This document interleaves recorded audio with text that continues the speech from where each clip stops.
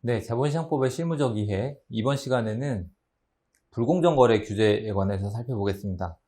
지금까지 상당히 먼 길을 왔는데요. 이제 구부 능선을 넘었다고 생각하셔도 되겠습니다. 이 불공정 거래 규제 관련 부분은 이제 앞에서 그 다른 부분들을 쭉 보셨지만 사실 자본시장법에서 이제 물론 다른 부분들도 중요합니다만은 굉장히 중요한 부분이고 실제 발생하는 사례와 관련해서 가장 그 관심도와 니즈가 높은 그 규정과 제도들이라고 하겠습니다. 이 불공정 거래 규제에 관해서 살펴볼 텐데 당연하게도 요 한 강의로 이 내용들을 뭐 전부 섭렵을 하거나 사례들을 다 이해하거나 그럴 수는 없습니다. 제가 요 강의에서 불공정 거래 규제 관련돼서 그 여러분에게 그 강의를 드리고 싶은 부분은 이 불공정 거래 규제의 그 체계가 어떻게 짜여져 있는지, 법규의 전체적인 틀이 어떻게 구성되어 있는지, 그리고 그 법규들을 살펴보는 방법, 그 내용이 도입된 취지, 그리고 이 참고할 만한 좀 공신력 있는 자료를 소개해드리는 그런 식으로 정리를 해서 말씀을 드리면서 이 불공정 거래 규제에 관해서는 이번 강의에서 정리를 해서 설명을 마치는 것으로 하겠습니다. 자, 불공정 거래에 관련해서는 크게 세 가지로 구성되어 있습니다. 첫 번째, 내부자 거래에 관한 규정들이 있고요.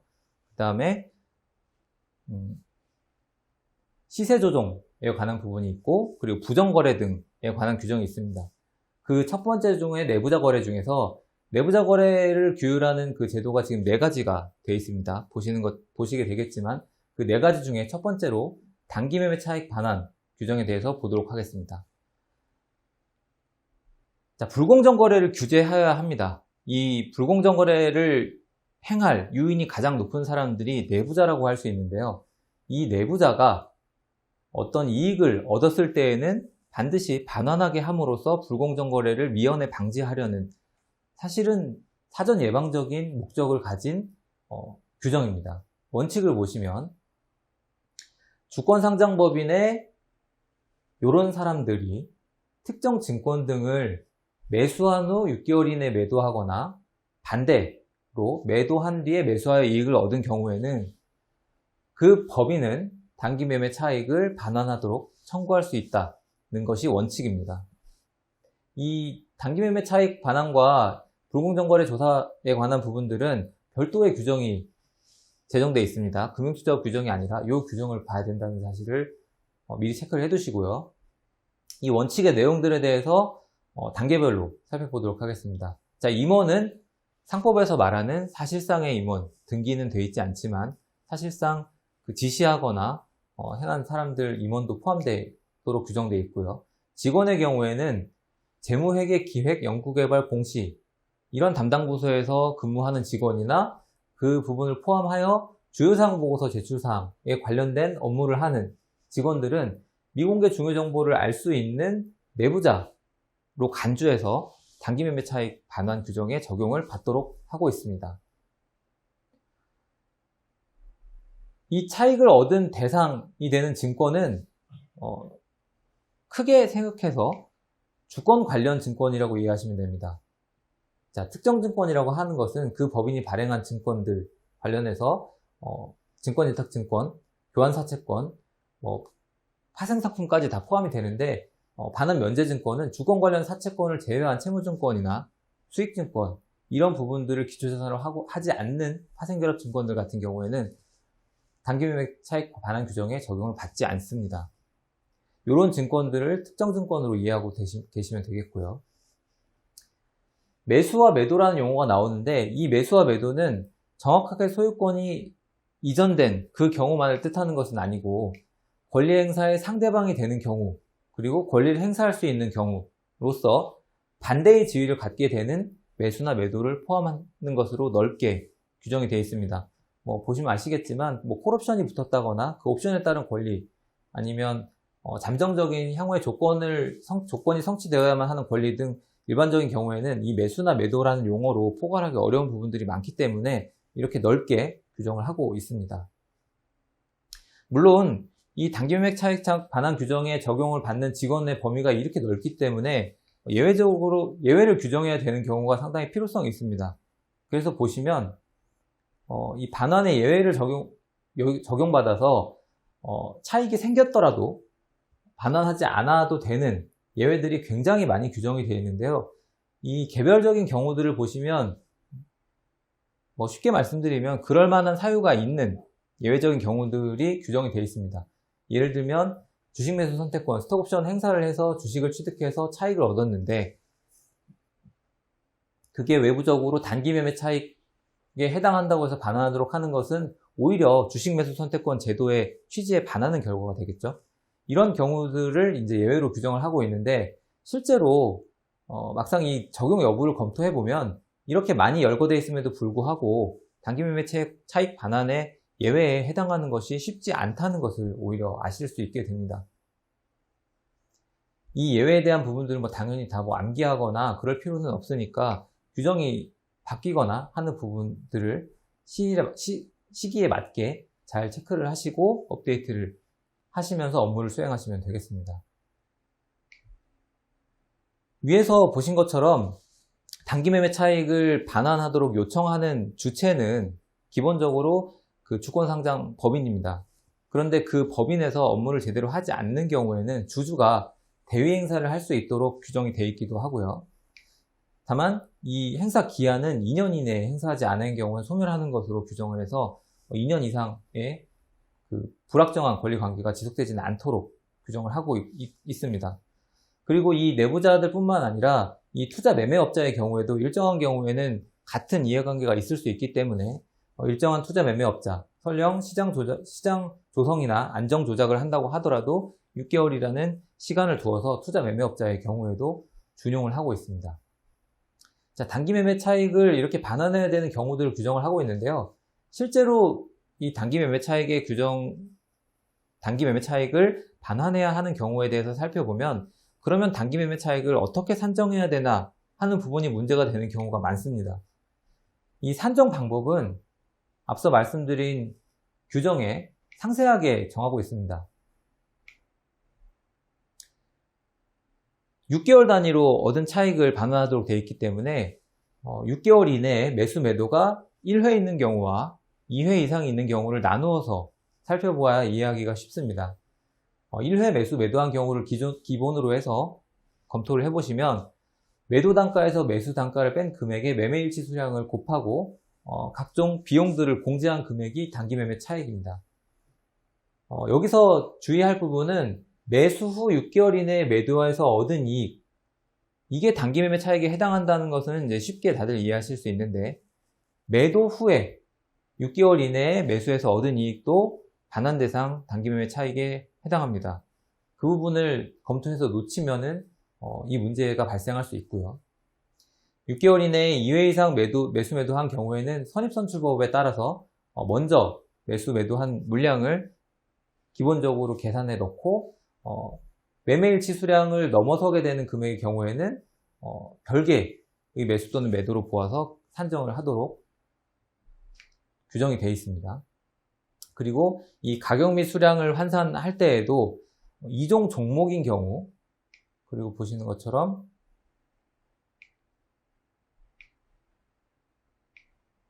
이종 증권인 경우, 그리고 권리락이나 배당락 등이 있는 경우, 그리고 보통은 그 금융투자회사의 직원 같은 경우에는 본인 명의의 계좌 하나로만 거래를 하도록 되어 있지만 이 부분은 이제 앞서서 말씀드렸던 것입니다. 금융투자업자가 아닌 일반 회사의 경우에는 내부인들이 여러 계좌를 통해서 거래를 할 수도 있기 때문에 다수 계좌에 의한 매매 거래가 있는 경우가 있을 수 있고 이런 경우들에 대해서 수량을 환산하고 차익을 산정하는 규정을 이 규정에서 상세하게 두고 있습니다. 이 방법에 대해서는 보시면 되고 금융감독원에서 정기적으로 발행하는 그 공시 안내 서류에 보면은 요 단기 매매 차익을 산정하는 그 사례와 방법에 대해서 상세하게 설명을 하고 있으니까 그 부분을 참조하셔도 좋습니다. 사실 이 단기 매매 차익 반환에 관한 규정은 상당히 적용받는 사람들이 많고 문제되는 경우도 실제 실무상으로 보는 것보다 더 빈발할 것으로 생각을 하는데요. 실제로 이 규정에 대해서는 형사처벌 규정이 따로 규정되어 있지 않기 때문에 이게 실무상 정확하게 모든 경우에 잘 적용이 되고 있는지는 사실은 저도 좀 의문입니다.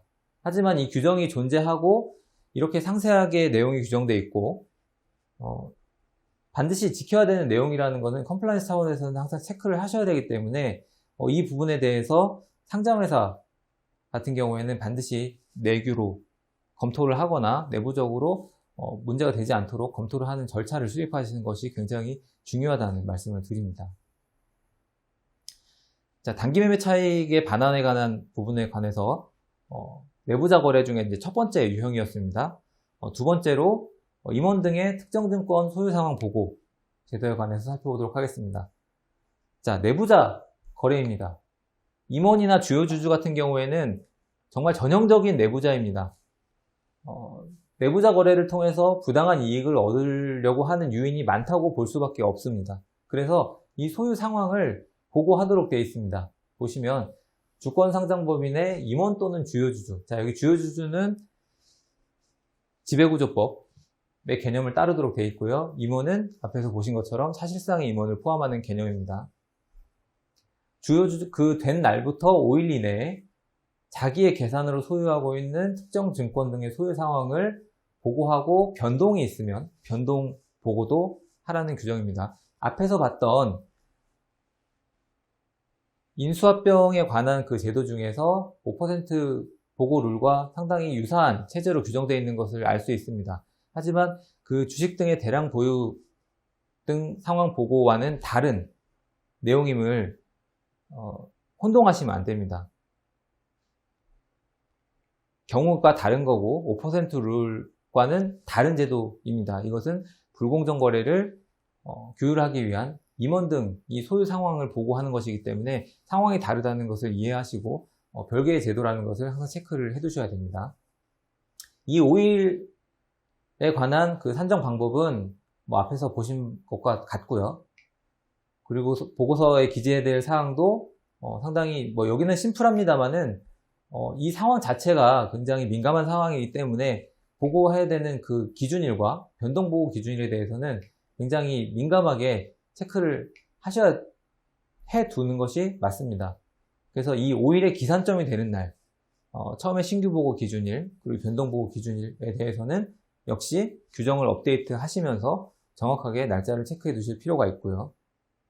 이 예외를 적용받는 경우들이 있는데, 이 예외의 경우에는, 요 특정 증권 등 소유상황 보고 제도에 관해서 예외는 보통, 아예 그 보고 자체가 면제되는 예외는 요것뿐입니다. 경미한 변동 뿐이고 1,000만 원이나 1,000주 미만의 경미한 변동의 경우에만 보고 의무가 면제되고 다른 사유들 여기서 보시는 것처럼 부득이한 사유 아니면 주요주주가 전문 투자자로서 일정한 전문 투자자인 경우에는 보고 의무 자체가 면제되는 것이 아니라 여기 보시는 것처럼 보고의 시기를 조정을 해줄 뿐입니다. 변동이 있었던 달의 다음 달 10일까지, 다음 달 10일까지, 그 분기 마지막 달에 다음 달 10일까지 보고의 시기만 미뤄주는 거기 때문에 이런 경우에도 보고 의무 자체가 면제되는 건 아니다라는 것을 주의하실 필요가 있습니다.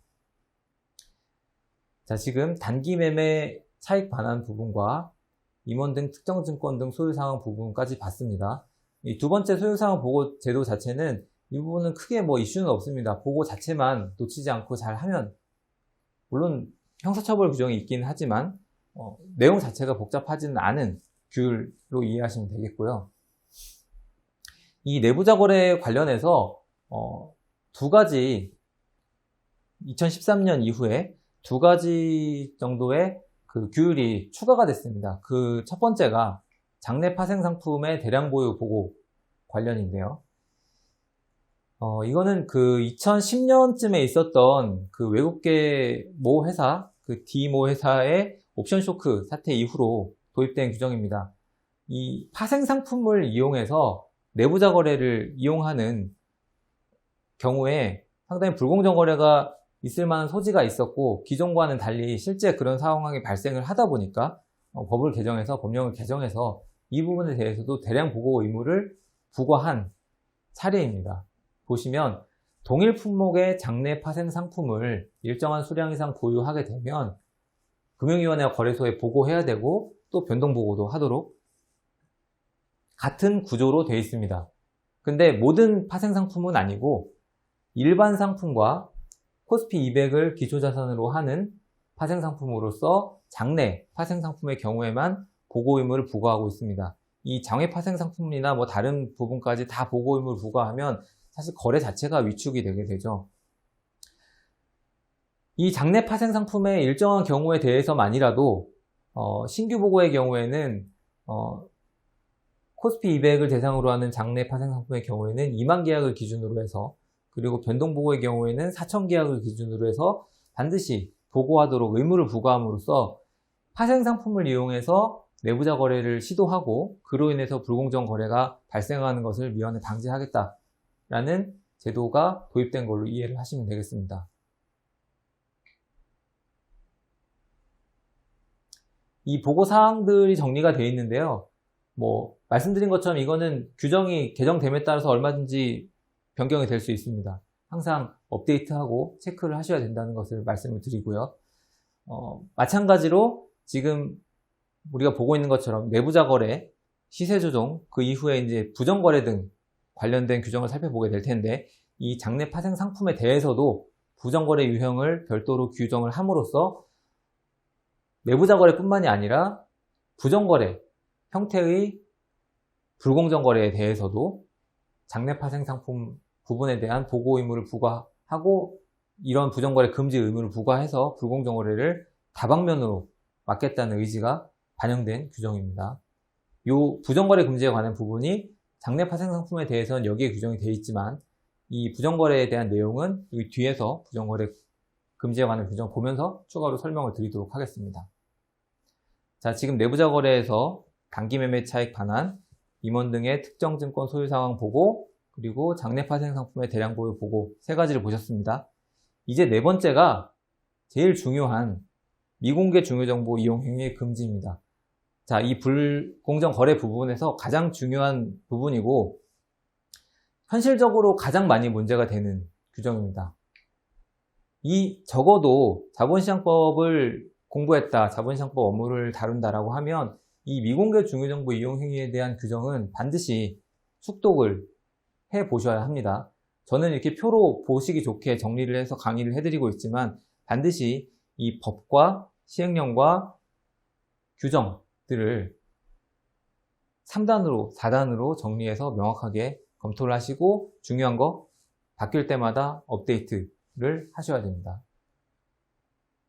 자, 원칙을 먼저 살펴보겠습니다.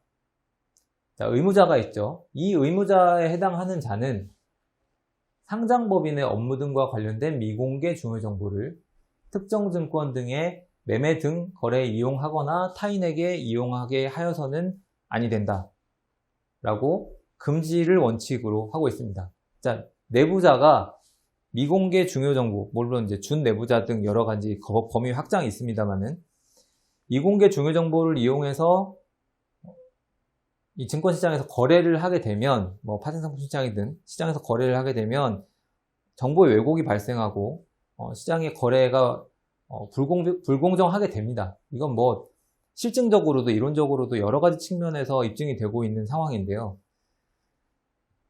굉장히 범위도 조정을 하고 넓히기도 하고 구체적인 상황들을 추가해 가면서 미공개 중요정보 이용 행위에 대한 규율을 계속 강화하고는 있습니다만은 아시다시피 언제 이게 근본적으로 척결될 만한 그런 성질의 문제는 아닙니다. 얼마나 사전적으로 규제를 스마트하게 설정을 하고 그다음에 이걸 위반해서 얻을 수 있는 이익과 준수함으로써 발생하는 만약에 손해가 있다면 그걸 비교 형량해서 사실은 이걸 위반해서 얻을 수 있는 이익이 크지 않다는 것을 이 행위자들이 다 인식할 수 있도록 제도를 설계하고 운영하는 게 중요하다고 볼 수 있겠죠. 제가 이해하기로는 규정도 그런 쪽으로 점점 더 변화해가고 있다고 봅니다. 보시면 이 의무자, 미공개 중요정보를 이용하지 못하도록 하는 이 의무자에 대해서 사실 확대가 많이 되고 있습니다. 보시면 기본적으로 임직원 대리인, 그리고 직무와 관련해서 미공개 중요정보를 알게 된 자가 주주가 있고요. 주요 주주가 또 포함되어 있고요. 그 다음에 허가인가 집도 감독 권한을 행사하는 과정에서 알게 된 사람, 뭐 금융감독원, 뭐 정부 공무원 이런 사람들도 적용이 됩니다. 계약을 체결하고 있거나 심지어 체결을 교섭하고 있는 자로서 뭐 호재가 있다, 악재가 있다 라는 것을 알게 된 사람도 포함됩니다. 뭐 당연하다고 생각할 수 있는 내용들이고요. 좀 더 확대돼서 이 사람들의 대리인 그리고 사용인, 그 밖에 종업원 이런 사람들도 다 포함을 합니다. 그리고 거기에 더 나아가서 여기에 어느 하나에 해당하는 자로부터 미공개 중요 정보를 2차 수령한 자도 다 포함이 됩니다. 자, 2차 정보 수령자까지만 일단 여기는 규정이 되어 있습니다. 이후에 대해서는 사실은 형사처벌이라든가 이런 규정으로 막기가 어렵습니다. 그것은 뒤에 시장질서 교란 행위라든지 부정거래 금지되는 부정거래 행위들을 확대해 놓은 취지와 일맥상통하는 부분인데요. 이 미공개 중요정보 이용 행위를 금지하는 자를 촘촘하게 규정하면서도 확대를 하는 방향으로 규정을 개정하고 운영을 하면서도 형사처벌이라는 제재수단이 갖는 한계를 고려해서 규정들의 그 층위를 다르게 쌓아놓음으로써 실효성을 확보하는 쪽으로 발달이 되고 있다고 이해를 하시면 됩니다. 일단 보시는 것처럼 의무자는 여기에서는 2차 정보 수령자, 즉 직접적인 2차 정보 수령자라고 말씀드리면 좀 혼동이 있을 수 있으니까 직접적인 정보 수령자까지만 이 조항에서 규정을 하고 있습니다. 자, 그리고 어떤 법인의 업무와 관련되냐, 이 상장 법인에 대해서 현재의 규정은 이 상장 예정 법인까지를 포함하는 것으로 확대를 해 두었습니다. 기존에 이제 상장 법인에 대해서만, 이미 상장된 법인에 대해서만 이 규율을 받다 보니까 공백이 있었고, 이런 이벤트가 있는 상장 예정 법인의 경우까지 다 포함하는 쪽으로 개정이 돼서 운영이 되고 있습니다. 그리고 무엇보다 중요한 이 미공개 중요 정보라는 개념에 대해서 살펴보시면 포괄적인 의미를 갖는 규정으로 이렇게 되어 있습니다. 투자 판단에 중대한 영향을 미칠 수 있는 정보, 그리고 불특정 다수인이 알 수 있도록 공개되기 전의 것, 이 두 가지 요소가 미공개 중요 정보의 중요한 개념 요소입니다. 투자 판단에 중대한 영향을 미칠 수 있는 정보인지 아닌지는 구체적으로 예를 들면 사법부의 판단에 따라서 결정될 수 있는 성질의 개념입니다. 그러면 불특정 다수인이 알 수 있도록 공개되기 전의 것에 대해서는 어떻게 판단할 것인가? 자, 하위 규정에서 이렇게 정하고 있는데요. 보시면 금융위원회 거래소 공식적으로 신고되거나 보고된 서류에 기재되어 있는 것들은 하루, 그 다음에 뭐 신문, 방송 이런 매체를 통해서 공개된 경우에는 6시간 이렇게 규정이 되어 있는데요. 요즘 예를 들면 인터넷 신문에 어떤 정보가 떴다 그러면 6시간 동안 이게 안 알려질까요? 그런 악재나 호재 같은 정보들은 6시간이 아니라 6분이면 사실은 인터넷에 쫙 퍼질 겁니다.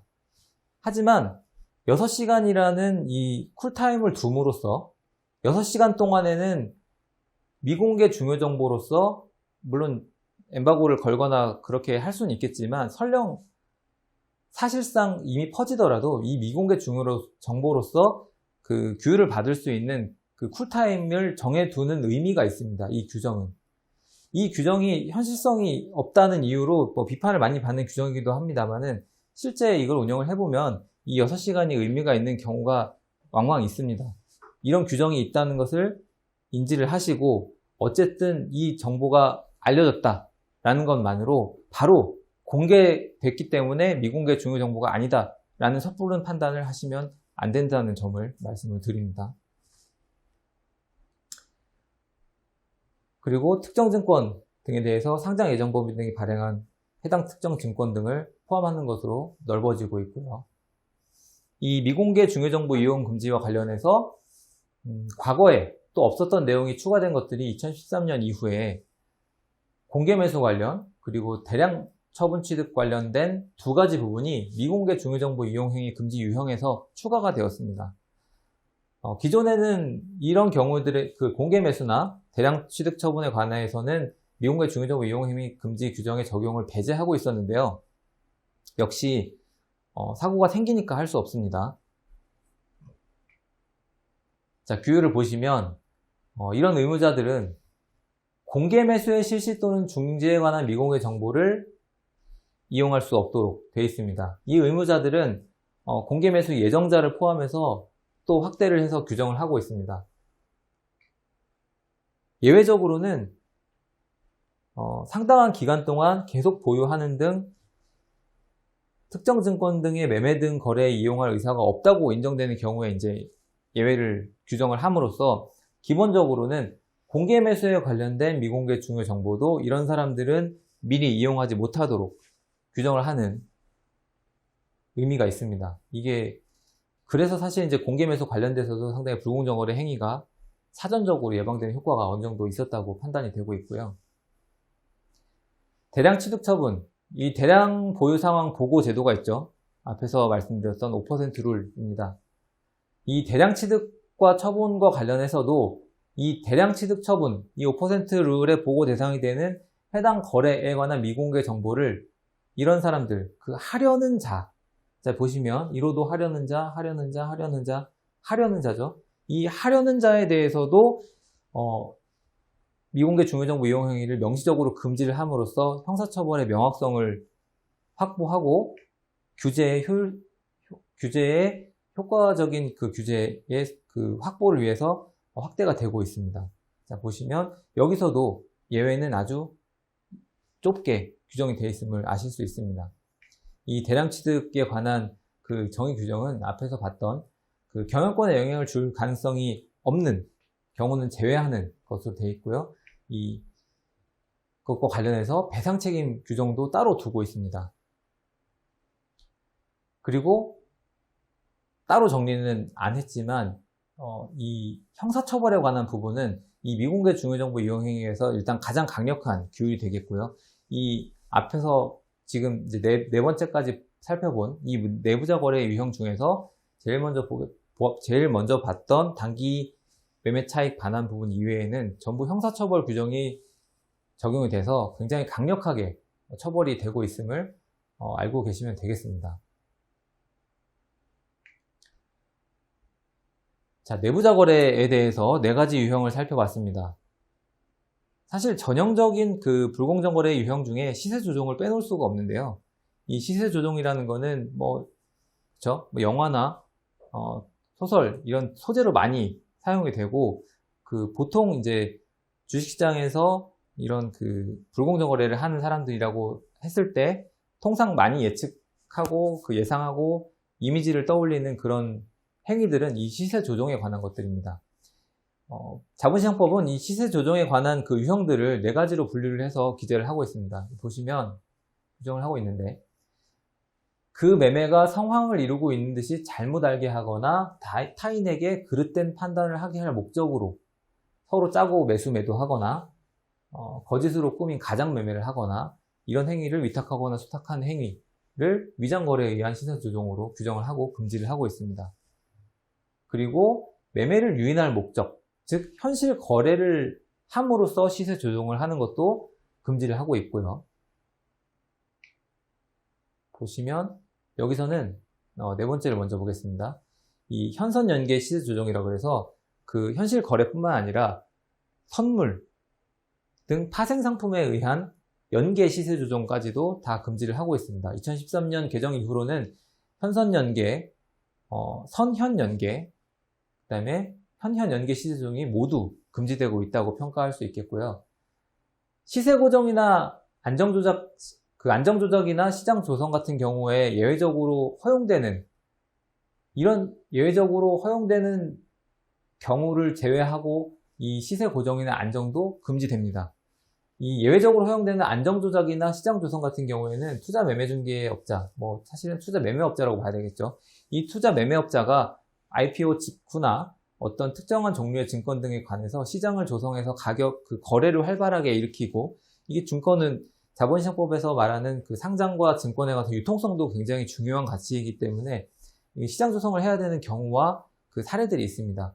그리고 과도하게 매매 거래가 빈발하거나 시장의 불안감이 조성될 때 안정 조작을 할 필요가 있겠고요. 굉장히 엄격한 요건 하에서 라이선스 있는 사람들이 하는 경우에만 예외적으로 허용되는 경우들입니다. 시장 조성과 안정 조작이라는 거는. 이 사람들 이외에 다른 경우로서 자격이 없는 사람들이 하거나 허용된 경우 이외에 하는 시세 고정, 안정에 의한 시세 조정은 당연히 금지되고 형사처벌 그리고 각종 규제가 가해지고 있습니다. 마찬가지로 시세 조정에 관해서도 배상 책임에 관해서 상세한 규정을 둬서 이 손해배상 책임뿐만 아니라 형사처벌 규정까지 적용을 받도록 규제를 하고 있고요. 다만 이제 시효소멸에 관해서는 일반 민사법보다는 짧은 기간으로 두어서 법률관계를 조기에 안정시키도록 하고 있습니다. 자, 지금 내부자거래 유형 4가지를 살펴봤고 그 다음에 시세조정 행위에 관해서 살펴봤습니다. 이제 불공정거래 행위의 3번째 유형인 부정거래 행위 등에 대해서 보겠습니다. 이 부정거래 행위라는 것은 내부